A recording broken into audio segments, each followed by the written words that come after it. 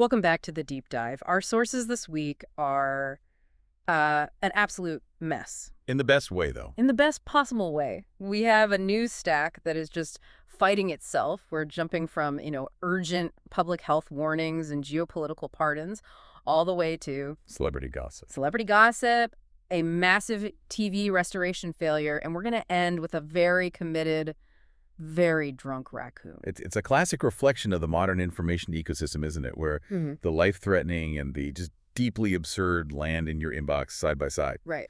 So our mission today is to rapidly distill the concrete facts, the surprising technological shifts, and, well, the political implications under all this chaos.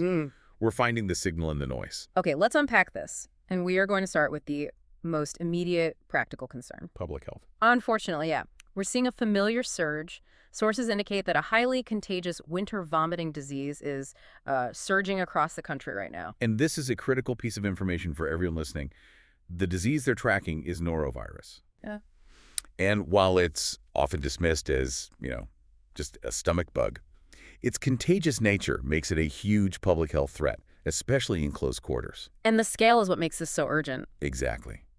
The most alarming data point we pulled from CDC reports suggests that confirmed cases have reportedly doubled just over the past few weeks. This isn't just a seasonal uptick. That rate of increase points toward a rapidly escalating outbreak. Wow. Doubling is a colossal surge. Why are we seeing this now? Is it a new strain, or is this just people being less vigilant? It's likely a combination. I mean, norovirus is notoriously resilient. It evolves quickly. But more importantly, after years of focusing on masking for respiratory viruses, there's just public health fatigue. Sure. People are back in dense environments, schools, offices, travel.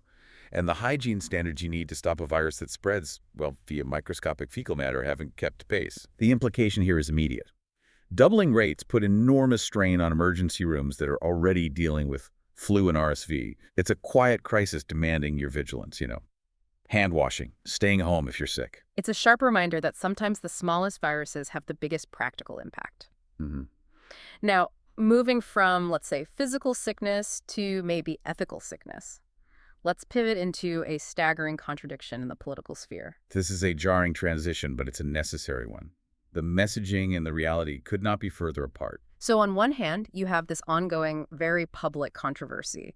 You have political figures, including Trump and Pete Hegseth, pushing this incredibly aggressive, militaristic stance on drug enforcement. Right, the blow up the boats rhetoric. Exactly, suggesting Venezuelan boats suspected of carrying drugs deserve to be blowed up real good. It sets this public posture of absolute zero tolerance. That rhetoric serves a very specific populist purpose. Tough on crime, secure borders is a clear message. The contrast, however, couldn't be starker.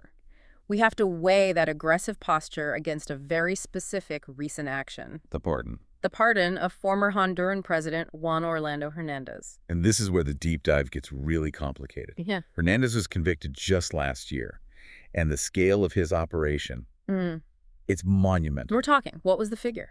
The conviction was for conspiracy to import over 400 tons of cocaine into the United States. 400 tons. To put that into perspective, the societal damage from that volume is just staggering. And yet, a figure convicted of moving that much receives a pardon. Precisely. So it forces you to ask, what political mechanism outweighs a conviction for 400 tons of cocaine? The rhetoric says lock them up, blow up the boats. The pardon suggests a powerful transactional imperative happening at the highest levels. Okay, let's play devil's advocate. Is it plausible that this was just transactional? A necessary, ugly trade-off for intelligence or stability in Central America, and the domestic talk is just for show? That's the most charitable interpretation, sure, but it's one that relies entirely on opacity. You have to accept that the official reason is completely divorced from the stated policy goals. And the lack of transparency was really cemented when the former president was asked about it, Right. Asked about pardoning a notorious drug trafficker aboard Air Force One, and his reported response was to claim ignorance. He said what? I don't know who you're talking about. Claiming no knowledge about a pardon for one of the largest cocaine traffickers ever convicted in a U.S. court. It really shows how political action and political communication can be two completely different languages. It forces you, the listener, to question what the real priority is. Deterrence or strategic maneuvering behind the scenes. This pattern of contradiction where reality doesn't match the public message, it carries right over to our next source. High-profile public image management. Ah, from geopolitical drug trafficking to holiday aesthetics. Classic. Let's look at the First Lady's recent White House Christmas decoration reveal. The video itself sparked a lot of commentary. People noted the music felt melancholy. Like the before music from an antidepressant commercial. That was one quote. Yeah, it set a very specific somber tone. And we had details confirmed by staff, too. Notably, they confirmed there was no menorah. No menorah among the decorations. And crucially, we have to mention the bespoke Lego portrait of the president. An interesting choice.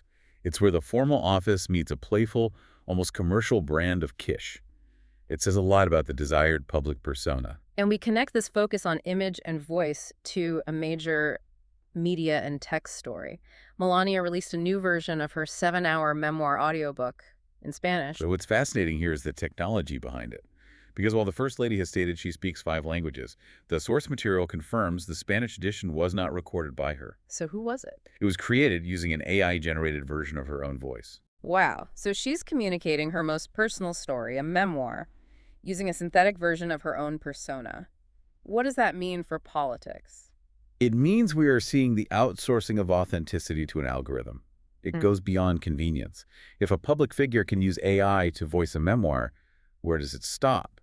If a synthesized voice can convey personal feelings, it challenges what an authentic public voice even is. The implication is that we could see candidates relying on algorithms to manage their multilingual or even emotional availability. Their own voice becomes fungible, replaceable. Exactly. It's the commercial commodification of the personal voice.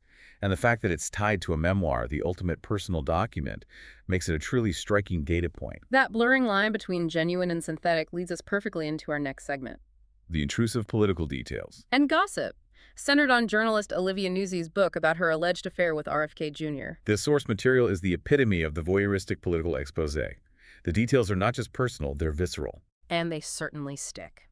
Nuzzi reports that during their video calls, RFK Jr. was often shirtless. She also describes his toiletry bag, saying it was so stuffed with prescription drugs it could barely close. These tactile details serve a narrative function. They humanize him, but they also highlight a perceived chaos just beneath the surface. The shirtless image, the bulging bag of medication. And the book specifically addresses his brainworm. Nuzzi's quote on this is particularly potent. I hated the idea of an intruder therein. That phrase, an intruder therein, is powerful. It parallels the medical condition, the brainworm, with the emotional invasion of the affair itself. It's a very intentional choice of words. But the detail that requires the most aggressive fact-checking, the one that almost stretches credibility because it's so specific. Yeah, it's from her ex. Yes. No. Who allegedly provided the couple's plan to consummate the relationship on a precise date and location. Which was? August 23rd, 2024, in Phoenix, Arizona, right after a Trump rally. That level of meticulous planning, down to the date and city tied to a political event.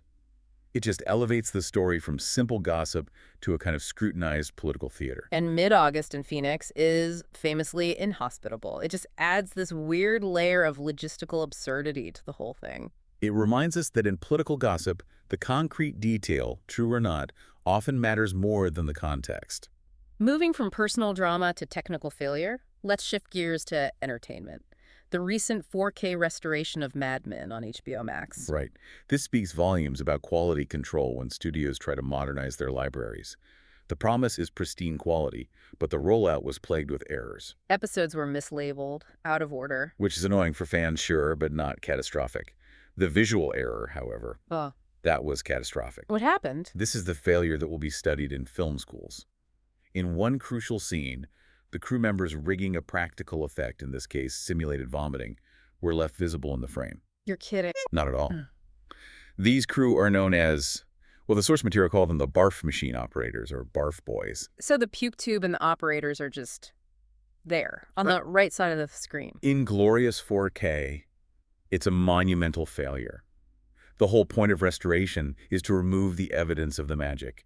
When you release a version that explicitly shows the infrastructure of the illusion, you just completely break it. It perfectly captures that moment when the hidden mechanism suddenly becomes the star of the show.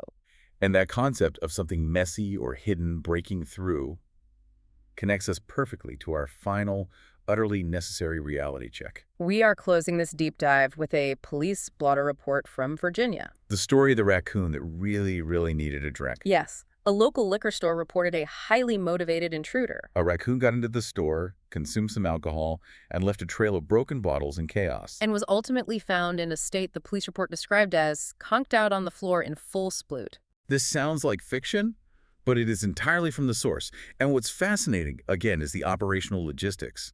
The raccoon entered the store through the ceiling. Advanced infiltration tactics. But its resting position is the key detail. It was found on its tummy, and critically, it was situated perfectly between the trash can and the toilet.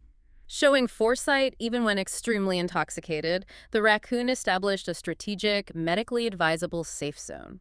It suggests an animal that, despite its chaos, had a sophisticated understanding of hazard mitigation. The perfect end to a deeply chaotic news cycle. It really is. We've covered ground today, from life-threatening viruses doubling their case rates, To the opacity of pardons involving 400 tons of cocaine. the use of AI to create personal memoirs, the details of a political scandal, visible barf machine operators. And a highly organized, inebriated raccoon. So what does this all mean for you, the listener? Our sources show a world where the serious and the surreal are constantly fighting for attention. The real lesson, I think, lies in the theme of the hidden or the intruder. Think about it. All the elements we discussed that were supposed to be invisible. Like what?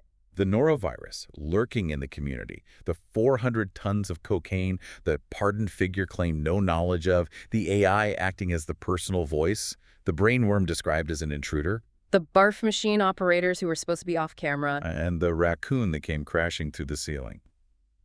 The pattern suggests reality is often defined by the unwelcome thing that breaks through the boundary. So I encourage you to consider what apparatus is running just outside the frame, in the data, the images, the political narratives that you consume every day. What are the hidden mechanisms only revealed when something goes spectacularly wrong, or when a very drunk raccoon finds its way through the ceiling? Look for the apparatus behind the illusion.